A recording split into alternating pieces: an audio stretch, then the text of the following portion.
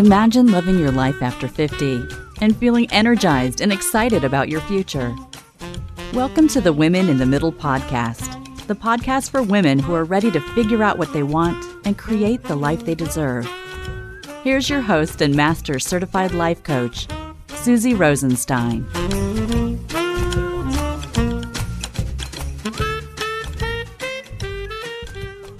Hey there, today's episode is all about the way a family crisis can also be full of insight and even an empty nest joyride. Let's go.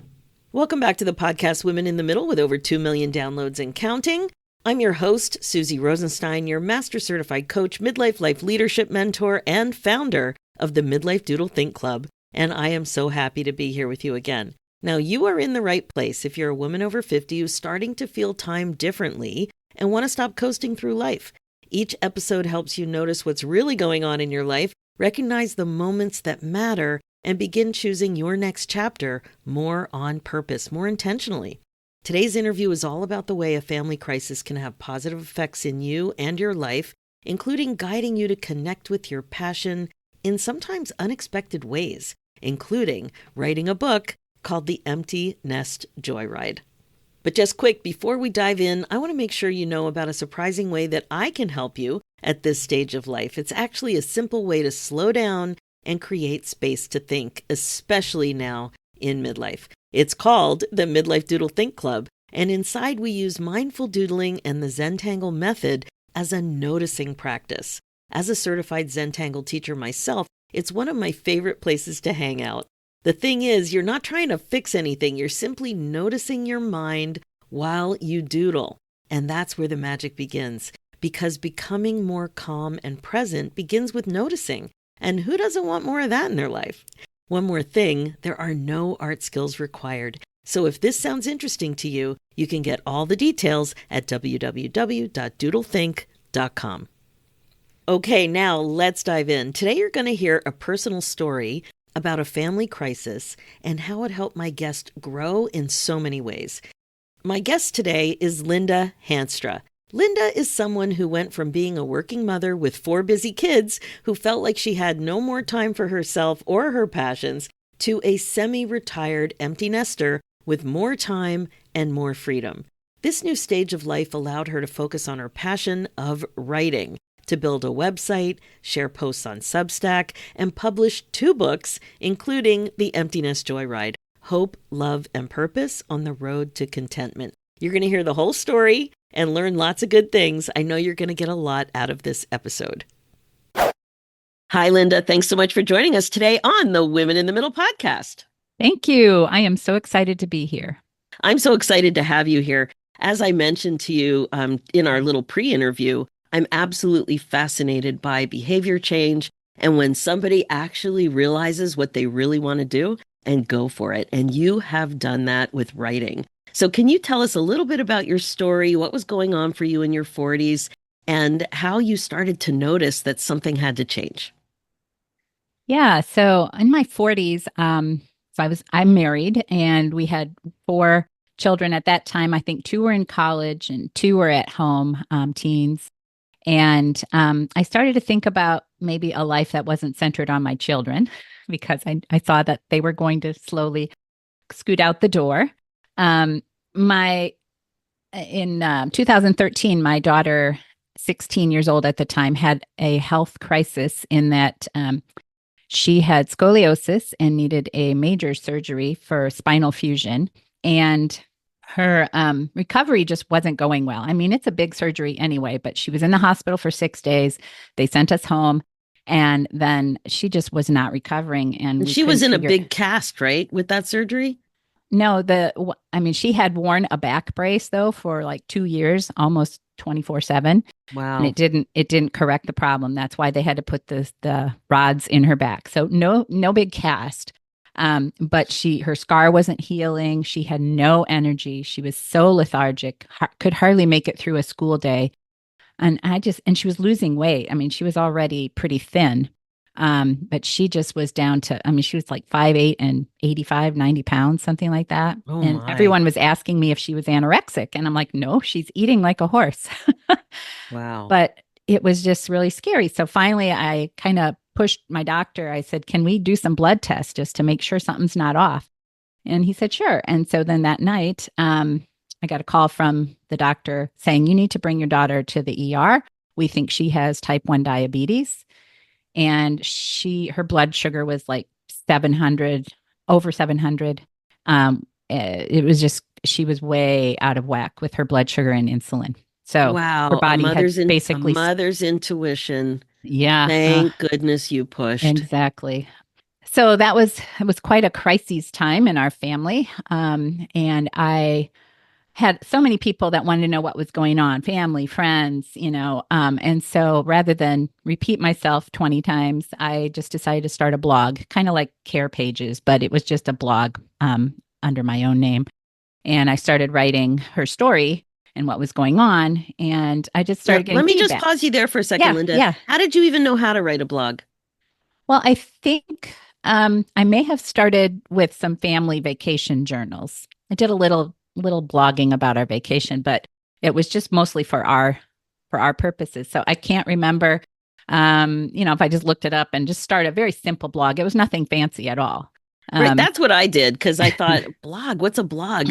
And then I remember going to YouTube and just looking up how to start a blog. And the example that I watched said, "Hello world." So I wrote, okay, I could do that. Hello world. I think I used WordPress for my initial blog. And me too. I don't remember if I gave it a title. Yeah, I did give it a title. Anyway, I started getting feedback from friends and family that they really enjoyed my writing and I should keep writing. And I was like, oh, okay, maybe this is a gift that I haven't really, realized I had. So you never thought of writing or yourself as a writer? Did you ever get feedback from teachers that you were a good writer? I mean, in grade school, maybe. And I remember when I was like really young, telling my mom and sisters that I wanted to be an author when I grew up because I didn't know how to say author. But that whole dream just sort of went by the wayside. Like I totally, I didn't really think about it. I did win some writing contest in middle school or something, but it was very minimal. I focused on more of a standard career. I went off to college for some kind of education, and I ended up in speech pathology. And so I was a speech pathologist for 35 years. Actually, I still am, but that's another story. Not so much creative writing with that, like just reports. No, report writing, lots of documentation and things like that. So the creative writing was limited to our Christmas letters every year. My husband and I kind of wrote it together. And then my vacation journals. That's about all the writing I did. So it's kind of funny that this came back. Right. So the feedback that you were getting, even though you were writing about a crisis and slowly figuring things out and all of that, something was unique about the way you were telling the story, it sounds like. Right. I think I was very vulnerable. I shared my emotions. I shared my fears, my faith. And things like that really connected with people. And that's, I think, why, I got that kind of feedback. It wasn't just, here's the facts. There were a lot of facts, too. I was teaching everyone about type 1 diabetes and how that worked. Because we were learning, as we went. Yeah. So then your daughter recovered? Daughter recovered, yes. Once we got her insulin figured out, got her on a pump. Eventually got her on an insulin pump, but yeah, it was like a total turnaround. It was amazing. When I think back to those days, it's quite a miracle and a blessing that everything turned out okay. She still, has her pump and her glucose monitor, and she manages it because she was 16. Luckily, she manages a lot of it herself. I have been able to step back even from the beginning. I was more of an overseer, but she took it by the reins and did it herself. Wow. And so what ideas came to you at that point? Were you thinking I might be able to do something with writing? Initially, I just thought, well, I'll just keep writing. I'll just keep writing every so often about this, her diabetes journey. And then that sort of evolved into writing about parenting and family things. And I wasn't doing anything too regularly at the time, maybe once a month or once every 2 months, I would write another blog post. I was busy with working full time, having kids at home still. But by the time our youngest went off to college, I started dreaming a little bit more about maybe doing something more with my writing. And that's when I think it was a couple years, a year or so after she had left, I took an online writing class with a friend of mine. And again, she gave, because I was like, I've only gotten feedback from like people who don't know about writing, family, friends. Of course, they're going to say nice things. But this writer also encouraged me. And I had written a chapter, or I had written an essay about my husband's bicycle accident prior to our becoming empty nesters. Three weeks before we became empty nesters, he had a pretty serious accident. And I don't want to give it too much away because it's in my book. But that essay I shared with her, and she said, yes, this could definitely be a chapter in a book. So that got me thinking about empty nesting, our transition to empty nesting, our marriage, cycling. And I started coming up with metaphors. I'd go for a bike ride and a metaphor would pop into my head, like, oh, that kind of connects with this aspect of our life, and go home and start writing. And that was like 6 years ago. And the book just finally has released into the world. But yeah, so it was her class that really encouraged me again. I joined several writers group online. I started, reading books about writing and just teaching myself a lot that I didn't even know I didn't know. Amazing. And this online business is so amazing. You reached out to an online community and several online communities. And I have to say, that is something common that the other women writers who, came to writing later in life like you have mentioned on the podcast, that these writing groups are so important for feedback, support, and accountability. Yeah, that's true. Definitely. I joined a critique group, and there was only one other person who, she was like the leader of the group. Her and I were the only stable members for like 3 years, I think. We'd have people join and then bow out, and join and leave.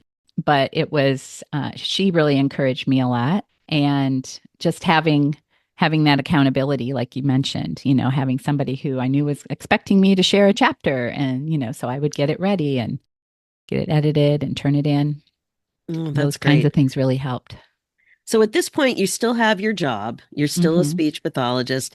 Right. And you mentioned that your funk came more in 2021 when you were in your late 50s. So at that point, you'd been through the worst of the pandemic, but your parents had both passed. So what happened for you in that phase? Yeah, I think, when your parents pass away, you start to really reflect. It's one of those life-changing moments that you realize, okay, my parents are gone. That means I'm the next generation. And I'm the grown-up now. I'm the grown-up. Right. I better start adulting. And yeah, I started wondering, am I satisfied with what I'm doing right now? Is this the life that I want to have for the rest of my life? Or, how long do I want to do this speech pathology job, which the pandemic had kind of lit me up in my job because we had new challenges. We had to learn how to do virtual therapy. It was just more engaging because I had to do something new.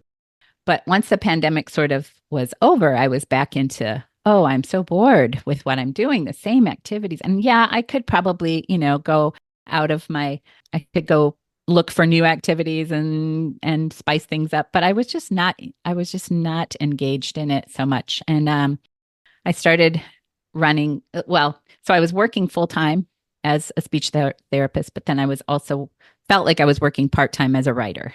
And between a full-time and a part-time job, you don't have any time just to relax. Right. Even though writing was a hobby, it was also becoming more of a job. And that's when I was like, I'm burning out and I need some more time. And so ran it by my husband, some friends and family. And yep, I got a lot of support from everyone that, yep, maybe this is time. So I decided to retire in the spring of 22. And by fall, it hit me. I'm really retired because all my friends are going back to school, back to work. And I had worked in the schools, and every year, I'd have my summer break and then I'd go back. And that was the year I didn't have to go back. And it was just very nice. I enjoyed the downtime, the free time, having more of everything, freedom and time to do the things that I had wanted to do. And did you find that you were able to do the things you wanted to do? Did you create some structure for your new life? Well, that's part of the problem. When I have too much time, I tend to be too unstructured and procrastinate more. I did accomplish some things. I must say by January of 23, I published my first book, which was just a smaller book, a Lenten devotional. And the whole process of learning how to self-publish a book, it really challenged me to learn new things and skills that I didn't even, know existed, things that I had to do in order to publish a book. Quite involved. I could totally relate to that because I also self-published a book, 50 Ways to Celebrate Life After 50. Oh, And cool. it doesn't matter if it's a tiny book or a huge book, it's all the same steps, Hmm. except you probably have to write longer for a book that has more words. Right, right. I had my other book in the process. It was in my head. It was on the computer, but it was the big book. The Empty Nest book was the big one. And then this one was just kind of like, no, I need to try something smaller and see if I can really do this. And so it was kind of a learning experience for me, but it also was, it's done quite well and I've been pleased with that.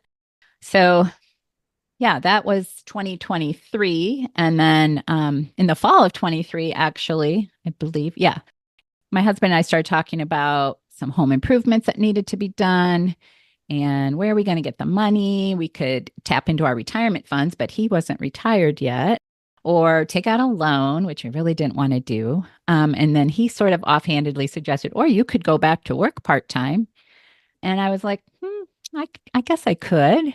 And I looked into it and within a day had a job as a virtual speech therapist, Wow. And because of which COVID, speech therapy is now online as one option. right, right. So for schools that don't have a therapist or their therapist is going on maternity leave, they just need temporary coverage. They call this company, and I was already familiar with the company because we had used their platform during COVID at my school, and I thought it was a good platform, and it's been great. I've been doing that now for 2 years, and just 10 or 15 hours a week gives me more structure to my day, gives us more finances to do our home improvements. And I think I'll probably keep doing it until my husband retires and then we can both retire together. Yeah. That's such a great idea. And again, it's something, it's kind of like I call it a midlife operating system. So the reason that things need to change for us as we age is because our strategies and approach to our lives, our goals, our priorities, things have changed when we Mm-hmm. are this age versus the way things were in our 20s and 30s. So you need a different operating system. And the same thing is happening with retirement because that's part of an operating system of, way we structure our lives. So many people are finding it very fulfilling to work part-time in retirement. Mm-hmm. Yeah. Even my husband's like, what am I going to do when I'm not working? I'm like, you need to figure something out. Exactly. A lot of people go into consulting as a Hmm. part-time thing, Yes. but Yes. you have to generate work and Hmm. your solution, the work comes to you. Yes. Yeah. It's been a really good gig. I've enjoyed doing it. So I think so. It sounds yeah. amazing. Okay, so now you've got a bigger book on the agenda or on Hmm. your computer. So what was it like then to, I don't know, transition into calling yourself a writer? That's something that all writers struggle with, that imposter syndrome. Like, okay, Yeah. I have published a book. It's just a little book. I don't know. This bigger book was still on the brain, and I debated for a long time whether to self-publish or traditionally publish, and I won't go into all of the why you would or wouldn't do that, but it was finally last fall I went to a retreat for empty nesters. Let's see, it was Christian empty nester women creative. So my kids laugh and like, so how many of you are there? Like you'd be surprised. But there were only about a dozen women, and we did some brainstorming sessions together. And they helped me decide that self-publishing was the way to go and encouraged me to put together a timeline. What am I going to do? When do I want this out? And I said I want it out in May around graduation time. And I put the timeline together, working backwards. And I did it. Having that structure just and that plan to follow helped me finally to get it out there. And so it's been a long journey, but I'm really happy that it's published. So tell us a little bit about the book. So it's called Empty Nest Joyride, and the subtitle is Hope, Love, and Purpose on the Road to Contentment.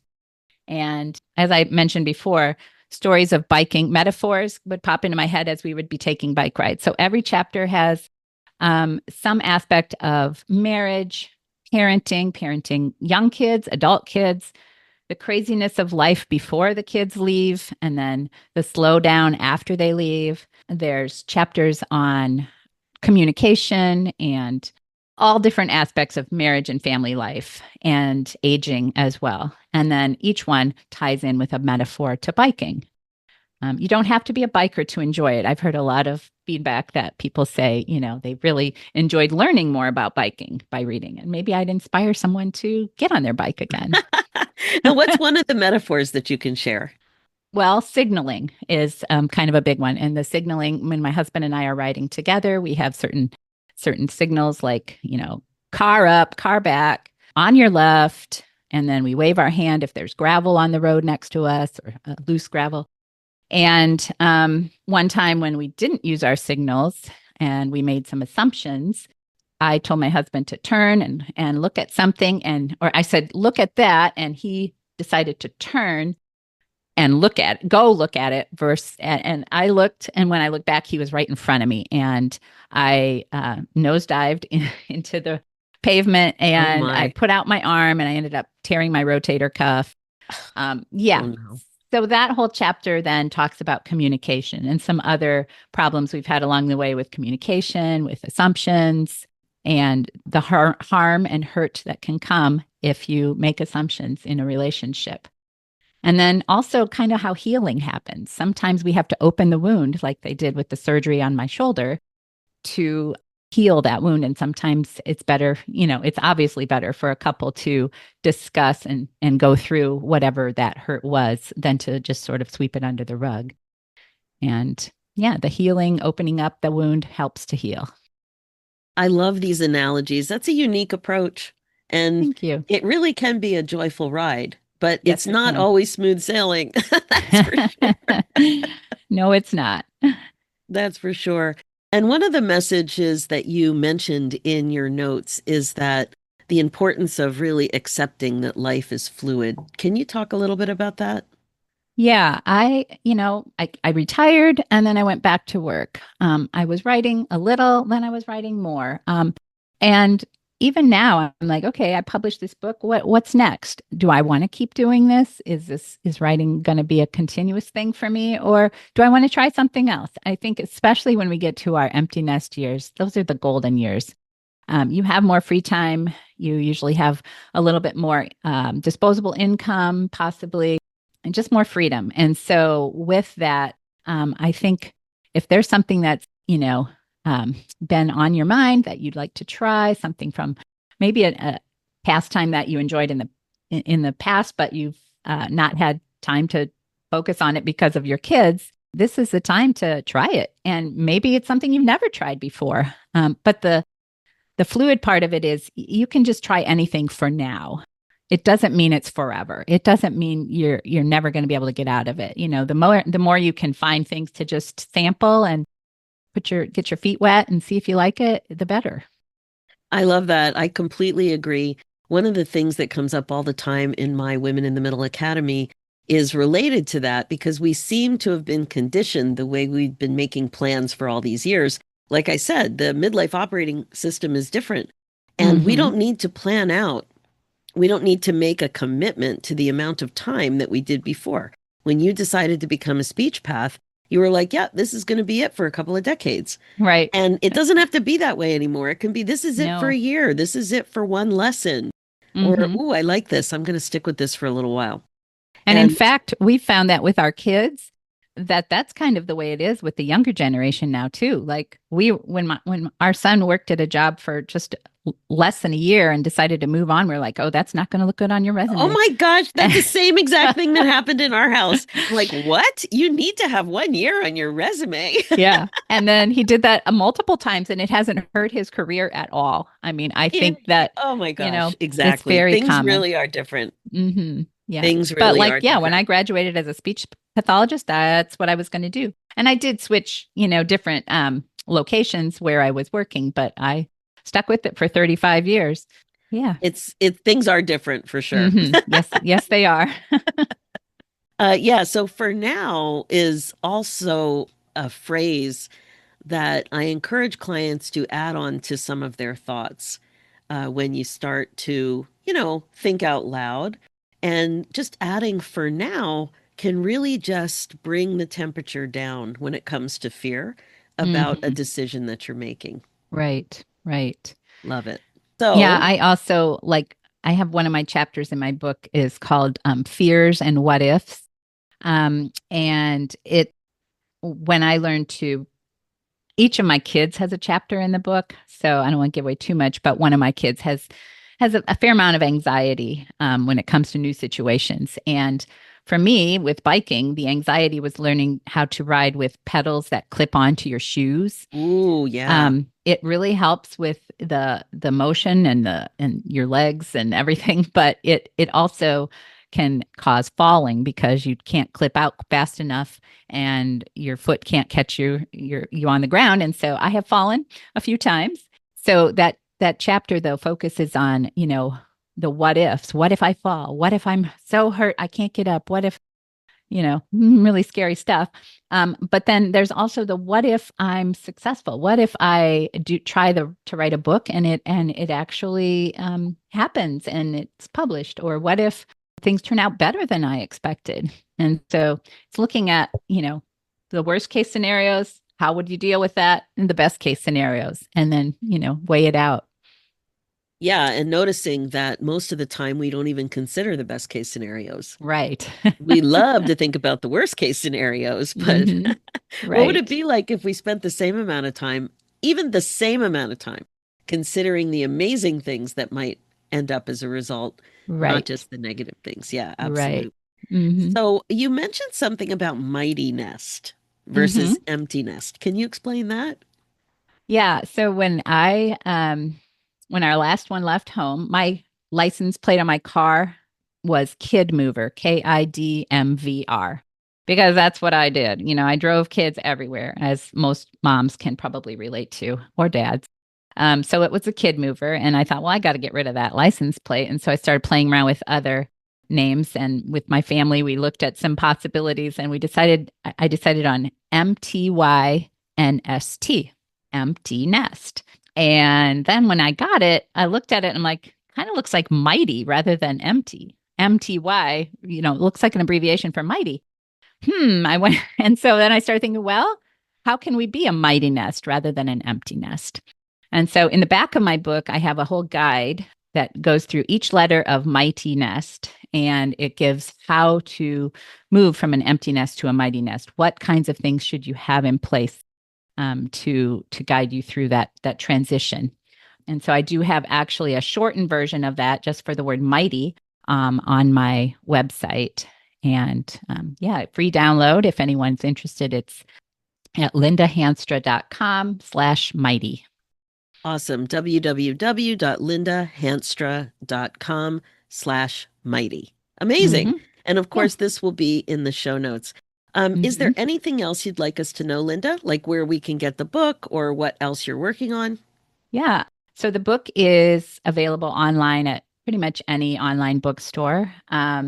You can find out more about it at emptynestjoyride.com. And you can also find my writing where I share stories every day, stories and newsletters. I do book reviews every 2 months on the books that I've read. And those are shared on Substack at lindahanstra.substack.com. Amazing. Oh, Yeah. book reviews. That's fun. Are they mostly books about parenting or No, it's everything. self-development? It's whatever I read. And I'm not a fast reader, so it's not a ton. It just depends how busy my life is. But I share maybe 3 to 6 or 7 books every couple months. And That's fiction, amazing. nonfiction, historical Wow. fiction is one of my favorite. Yeah. Amazing. Linda, thank you. This has been a lot of fun. I wish you all the best with your book and your writing, and of course, staying vertical on your bicycle. Thank you. I've appreciated this so much. Thank you. It's really been great having you on. All the best. Thank you. Okay, that's it for this episode. I have to say, every time I interview an author who never thought of herself that way, I always think about you. Yes, you and all the midlife gals listening to this episode. I can't tell you how many women I've spoken to have told me that they wanted to write but hadn't started. I just love the way Linda shared her story. Even though she wrote early on, she certainly didn't think of herself as an author. And that's such a great reminder. Look where her inspiration came from. A time of life that didn't feel inspirational or like anything that would guide her to start expanding her horizon about what might be possible. I love this lesson that is just so loud and clear in this episode. As Linda said, life can be fluid. That's the other thing. And as I've talked about many times on this show, what we need in terms of midlife operating system is different than what we've had for the past couple of decades. The way we think about all this really affects our view of what's possible. You can look at your world of possibility through the lens of age and stage awareness, and you can change your mind, and you can try new things, and you can stick with something for a bit and move on. Different times with different needs and different opportunities for passion-filled joy. So that's it for now. As always, thank you so much for listening to the Women in the Middle show. Please remember to share it with your friends and other midlife gals that you know would get a lot out of it. You can also leave a review, which is very much appreciated. Being the queen of your brain domain is the best way to be. It's time to stop waiting for the right moment and start creating the happiness, excitement, joy, and fulfillment that you crave. Remember, if you need coaching support for the changes you're excited to make so you can lead your life on purpose, I am totally here for you, and I offer group and private coaching. As well, I offer a private, free 50-minute conversation to help you get clear on what you want now. You can go ahead and book your next chapter direction session at www.talktosusie.com. For show notes and links, head over to www.susierosenstein.com and click on the podcast tab and look for episode 462. And you'll also see a link there for my other show, The Women in the Middle Entrepreneurs, which is all about the reality of running your business when you're a midlife gal. It's also on iTunes, Spotify, and all the podcast places. Let's do this, ladies. It's time for you to put yourself first, one thought at a time. Thanks so much for listening, and I'll talk to you next week.